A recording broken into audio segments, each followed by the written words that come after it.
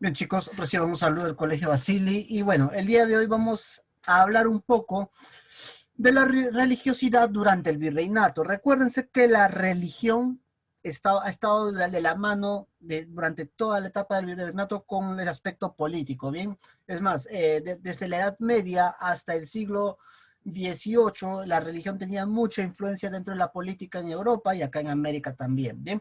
Pero hoy día vamos a hablar un poco de cómo estaba organizado la religión durante el virreinato. Chicos, recordemos que cuando los españoles invaden nuestro territorio, el territorio andino, tenían la importante labor también de evangelizar a los indígenas. ¿Por qué razón? Para poder lograr una sumisión total, ¿no? Y que fuera más fácil explotarlos. Entonces, tenían que evangelizar a los indígenas. Pero esto definitivamente no sería nada fácil, ya que en el mundo andino ya existía toda una organización compleja sobre las creencias, no tenían un sistema complejo de creencias. Por ende, cuando trataron de implementar o implantar la religión católica por medio de la evangelización, hubo una oposición muy fuerte, ¿no? Por parte de los indígenas. Y esto generó violencia, incluso hasta muertes por parte de los españoles hacia los indígenas, ¿no? Bien, hablemos un poco sobre la organización de la religión en la etapa del virreinato. Primero tenemos el regio patronato. ¿Qué cosa era el regio patronato, chicos? Esta fue una institución religiosa, ¿bien? Los sumos pontífices, o sea, los papas, otorgaban a los reyes una serie de facultades, ¿no? En un documento llamado el, el oficial real patronato. Este documento era el oficial real patronato. Por medio de este documento, los reyes tenían muchas facultades que les permitía dirigir a la iglesia en América, ¿no? ¿Y cuáles fueron estas facultades que tenían los reyes? Primero tenían el derecho de enviar misioneros a América para evangelizar. Tenían el derecho de percibir los diezmos, ¿no? O sea, cobrar los impuestos de los diezmos en favor de la iglesia. Y tenían el derecho de nombrar autoridades eclesiásticas como los obispos y arzobispos, ¿no? ¿Cómo nombraban los arzobispos? Los nombraban por medio del Consejo de Indias. El Consejo de Indias le presentaba un grupo de personas y de ese grupo escogían, claro, este grupo de personas que estaban dentro de la fe católica, ¿no? Y de ahí escogían quién sería el arzobispo para un determinado lugar. De esa manera era como escogían, ¿no? Bien, chicos. Ahora, hablemos un poco sobre los impuestos de la iglesia, los impuestos que cobraba la corona en favor de la iglesia. Primero tenemos los diezmos, ¿no? El diezmo, ¿qué cosa era el diezmo? Bueno, como ya lo habíamos mencionado anteriormente, el diezmo era un impuesto que consistía en que los indígenas tenían que dar el 10% de su producción agrícola. Eso tenían que entregarlo a la iglesia, ¿no? El 10% de toda la producción agrícola había que entregarlo a la iglesia. Pero aparte del diezmo existía otro impuesto en favor de la iglesia, que era la primicia. ¿En qué consistía la primicia? La primicia era un impuesto en el cual los indígenas tenían que dar la primera cría del ganado, de su ganado, a la iglesia, igual también que la primera cosecha que ellos obtenían, tenían que entregarla a la iglesia, ¿no? Entonces, chicos, estos eran los dos impuestos que cobraban la corona en favor de la iglesia, el diezmo y la primicia. Ahora bien, para poder tener una evangelización más eficaz de los indígenas, hubo una organización territorial, ¿no? Y esta organización se dio en torno a los arzobispados y obispados, ¿no? Arzobispados, obispados, parroquias, doctrinas y misiones. De esta forma podían evangelizar de una forma más eficaz a los indígenas, ¿no? Las parroquias, chicos, se ubicaban generalmente en las ciudades, ¿no? Y estaban dirigidas por los párrocos. En cuanto a las doctrinas, estas se instalaron en las zonas rurales, generalmente en las reducciones, ¿no? Y estaban dirigidas por un doctrinero que tenía la función de evangelizar a la fuerza, ya sea voluntaria o forzosamente, a los indígenas de su zona, ¿no? Entonces, en eso consistía.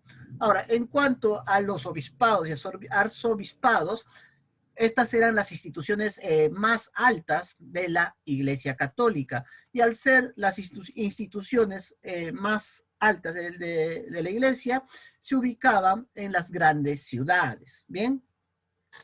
Ahora, eh, quién fue el primer obispo del virreinato? Bueno, el primer obispo fue uno de los socios de la invasión o de la conquista, recuérdense, Hernando de Luque, ¿no? Él fue el primer obispo del virreinato peruano, pero miren, pero él nunca llegó a pisar territorio americano, ¿no? Él nunca estuvo en América, pero sin embargo tenía ese título de obispo.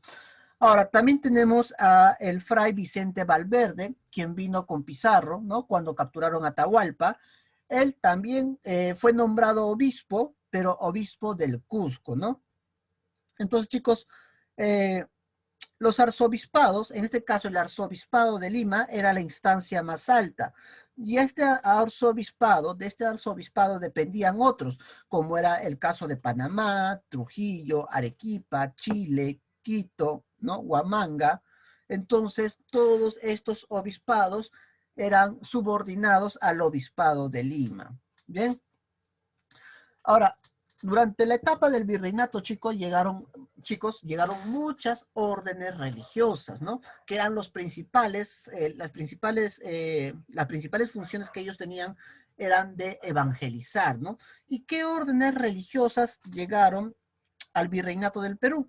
La primera orden religiosa en llegar fueron los dominicos, que llegaron en el año 1532, ¿no? Y desempeñaron un papel importante. Acá de los dominicos salieron los primeros obispos y fundaron la primera universidad. En el año 1533 también llega otra orden religiosa. Estamos hablando en este caso de los franciscanos, ¿no? Quienes también resaltan porque realizaron misiones en Tarma, ¿no? Después llegan los mercenarios. Los mercenarios llegan en el año también 1533 y su orden recibió encomiendas por parte de Francisco Pizarro. Francisco Pizarro le entregó encomiendas, ¿no? O sea, la orden de los mercenarios, más que evangelizar, era explotar a los indígenas, ¿no? Ellos tuvieron repartimientos de indios, tenían tierras, tenían indígenas a sus órdenes, entonces básicamente explotaban a los indígenas, ¿no? Y finalmente tenemos la orden de los jesuitas que llegaron en el año 1568, ¿no? Ellos son muy importantes porque dan un fuerte impulso a la evangelización y a la educación en el virreinato. Y fundaron importantes escuelas en todo el virreinato, pero también son importantes porque gracias a ellos y gracias a su labor se funda la ciudad de Iquitos, ya que muchos de los jesuitas se fueron hacia la selva a evangelizar a las tribus de la selva, y ahí, por esa razón, es que se va a fundar la ciudad de Iquitos. Bien. Ahora, chicos, como aparte de evangelizar, había que proteger a la cristiandad, ¿no? Proteger la enseñanza y la cristiandad. Entonces, para esto se dio dos métodos. El primero fue la extirpación de idolatrías, que ya habíamos hablado anteriormente, ¿no? Cuando los españoles se dieron cuenta que a pesar de todo lo que hacían, los indígenas seguían rendiendo culto a sus diferentes deidades. ¿Qué es lo que hicieron los españoles?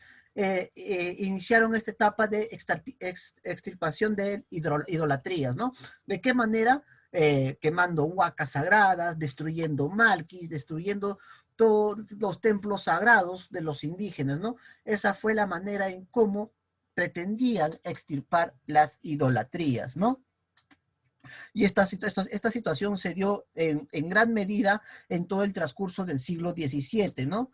Entonces, durante esta etapa, las consecuencias de esta extirpación de idolatrías va a ser la eliminación de todo tipo de representaciones de deidades andinas, ¿no? Eso es lo que se da durante esta etapa. Luego tenemos el Tribunal de la Santa Inquisición, que ya también habíamos hablado anteriormente, ¿no? Fue fundada en 1570 por el virrey Toledo y su objetivo era preservar la fe católica, las buenas costumbres y perseguir al paganismo, ¿no? A las brujas, hechiceros o a otras religiones como las musulmanas, ¿no? Que no tenían nada que ver con la fe católica. Bien, los indígenas estuvieron fuera de su jurisdicción porque a los indígenas se encargaban de oprimir y extirpar sus idolatrías otro sector de la iglesia, ¿no? Y como ya saben, en la Santa Inquisición, para, para poder purificar las almas lo hacían por medio de la tortura, ¿no? Y cuando encontraban un culpable a la persona de el delito que ellos creían que se le estaba acusando, los castigaban en la plaza pública, ¿no? En la plaza pública, frente al Palacio de Gobierno, ahí eran castigados, ¿no? Y el castigo podía ir desde un simple azote hasta el ser quemados vivos, ¿bien? Entonces, ahí tenemos lo que pasó durante la etapa de protección del cristianismo, la extirpación de idolatrías y el Tribunal de la Santa Inquisición. Ahora, vamos a hablar un poco de lo que es el sincretismo religioso. ¿Qué es sincretismo? Es cuando se da la fusión de algo, ¿no? ¿Y a qué nos referimos cuando hablamos de sincretismo religioso? Bueno, la imposición de la fe católica, chicos, sobre los indígenas fue muy brutal, ¿no? Y como los indígenas mantenían muy amplio, muy fuerte su fe también, su fe en la creencia en sus dioses, entonces hubo un choque entre ambas religiones, ¿no? Entre la religión andina y la religión católica. Esto va a generar esta opresión que ejercían los españoles por imponer su fe, por imponer su religión, va a generar que los indígenas desarrollen diferentes estrategias para conservar su culto a sus dioses, ¿no?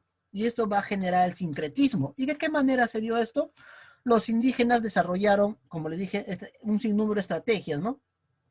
Y una de esas fue identificar divinidades andinas en santos o símbolos cristianos, ¿no? Empiezan a unir divinidades andinas con símbolos cristianos. Entonces, de esa manera se empieza a dar ese sincretismo, que es el que hasta el día de hoy ha consolidado el tipo de fe que tiene nuestro territorio, ¿no? ¿Y dónde se puede ver ese sincretismo? Se observa en las danzas, en las costumbres de los diferentes territorios de nuestro país, ¿no? Entonces, de esa manera, los indígenas lograron preservar su culto mezclándolo con la fe católica. A eso llamamos el sincretismo religioso. Bien, chicos. Bueno, acá les dejo la tarea, van a desarrollar las páginas 337 a las 340, sustentan la pregunta 1, 3, 8 y 10 de verificando el aprendizaje y dibujan o pegan el tema. Bien, chicos, eso es todo por la clase de hoy. Cualquier duda la vamos a estar desarrollando en la asesoría. Bien, hasta la siguiente clase.